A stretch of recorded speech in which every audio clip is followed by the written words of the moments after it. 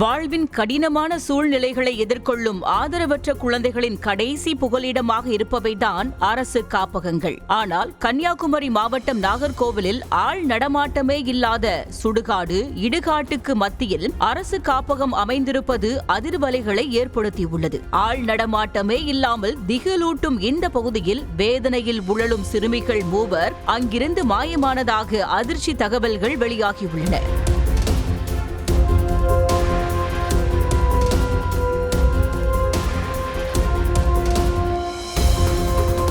மாவட்டம் நாகர்கோவில் பறக்கின்கால் பகுதியில் சமூக நலத்துறையின் கீழ் அரசு காப்பகம் ஒன்று செயல்பட்டு வருகிறது. பெற்றோரை இழந்த பெண் குழந்தைகள் மற்றும் போக்சோ உள்ளிட்ட பல்வேறு வழக்குகள், பிரச்சினைகளால் பாதிக்கப்பட்ட சிறுமிகள் இங்கு தங்கியுள்ளனர்.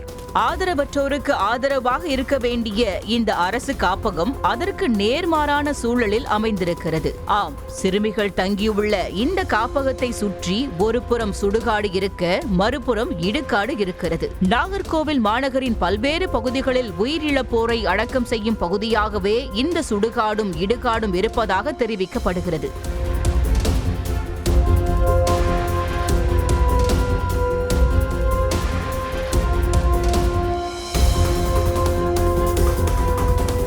ஆள் நடமாட்டமே இல்லாத வகையில் அமைந்திருக்கும் ஒற்றை பாதையில் பயணித்துத்தான் இந்த காப்பகத்தை அடைய முடியும். சின்னஞ்சிறு பெண் குழந்தைகள் தொடர்ந்து 18 வயது வரையிலான இளம் பெண்கள் வரை இந்த பகுதியில் தங்கியுள்ள நிலையில் சுடுகாடு, இடுகாடு சுற்றி அமைந்துள்ளதால் அவர்கள் மனதளவில் பெரும் பாதிப்புகளை எதிர்கொள்வதாக தெரிவிக்கப்படுகிறது. காலை மாலை நேரங்களோடு இரவு நேரங்களிலும் சடலங்கள் எரியூட்டப்படுவதால் அந்த புகையை சுவாசிக்கும் சிறுமிகள் அச்சம் தெரிவிப்பதோடு எரியூட்டுவதை பார்த்து உளவியல் ரீதியாகவும் பாதிக்கப்படுகிறார்கள். இதனால் பக்கத்து கிராம மக்களிடம் புலம்பி வருவதாக தெரிவிக்கப்படும் நிலையில் காப்பகத்தில் இருப்பதற்கு அஞ்சி 3 சிறுமிகள் வெளியேறியதாக கூறப்படுகிறது.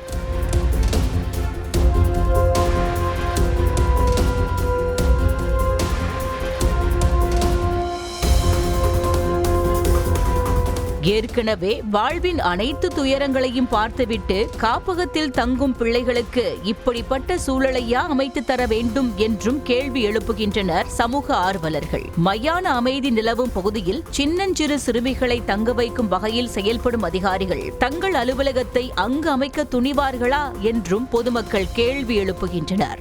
வடீஸ்வரம் பறக்கியங்கால் பகுதியில் அரசு காப்பகம் இருக்குது. அதில் பெண்கள் தங்கக்கூடிய இடம் இருக்குது, சிறு குழந்தைகள், அனாதை குழந்தைகள் தங்கக்கூடிய இருக்குது. சில பிரச்சனைகளுக்கு சம்மந்தப்பட்ட பிள்ளைகளும் அங்கே வந்து தங்கிட்டு இருக்கு. ஆனால் அந்த இடத்துல முன்னாடி மாதிரி பாதுகாப்பான சூழ்நிலைகள் இல்லை. ஏன்னு கேட்டால் முன்னாடி ஹாஸ்டலுக்கு முன்னாடி சுடுகாடு, அந்த பக்கமும் சுடுகாடு, அனைத்து சமுதாயத்து சுடுகாடும் அந்த பக்கத்தில் இருக்கு. இதில் வேற அனாதை பணத்தை கொண்டு கூட அடிக்கடி அடக்கம் பண்ணுறாங்க.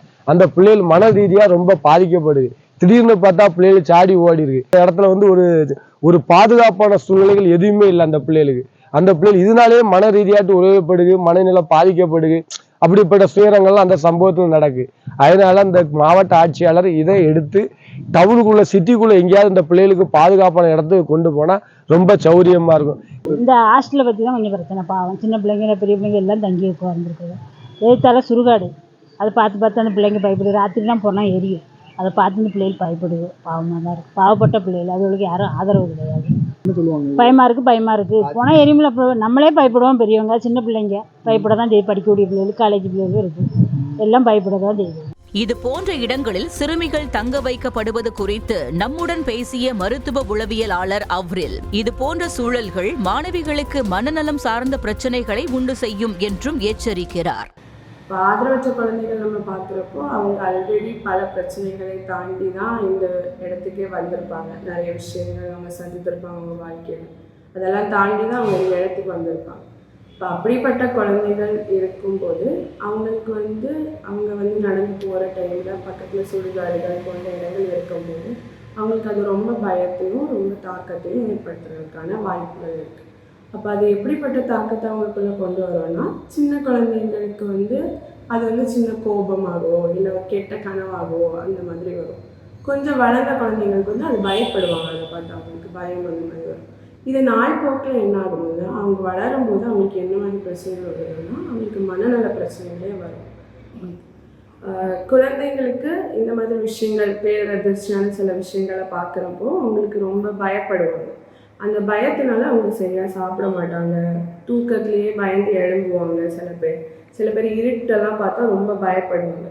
ஸோ அந்த மாதிரி உள்ள விஷயங்கள் வந்து அவாய்ட் பண்ணுறது ரொம்ப நல்லது.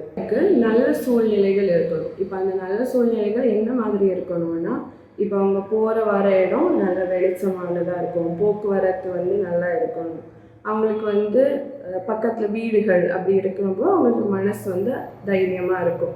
சரி, பக்கத்தில் வீடு இருக்குது, நம்மளுக்கு ஏதாவது ஒன்றுனா அவங்க வந்து பார்ப்பாங்க. அந்த மாதிரி ஒரு தன்னம்பிக்கை அவங்களுக்கு வரும். ஸோ அந்த மாதிரி இருக்கிற இடங்கள் வந்து இந்த குழந்தைகளுக்கு நல்ல ஊக்கமும் நம்பிக்கையும் தரும். நாகர்கோயில் நகரில் பல்வேறு பகுதிகளில் அரசுக்கு சொந்தமான இடங்கள் உள்ள நிலையில் அப்பகுதிகளை பயன்படுத்துவதற்கு பதிலாக சுடுகாட்டுக்கு அருகே காப்பகம் அமைத்து செயல்படுவதை எதிர்க்கும் பொதுமக்கள் மாற்று இடத்தில் வைத்து சிறுமிகளை பாதுகாக்க வேண்டும் என்றும் கோரிக்கை வைக்கின்றனர்.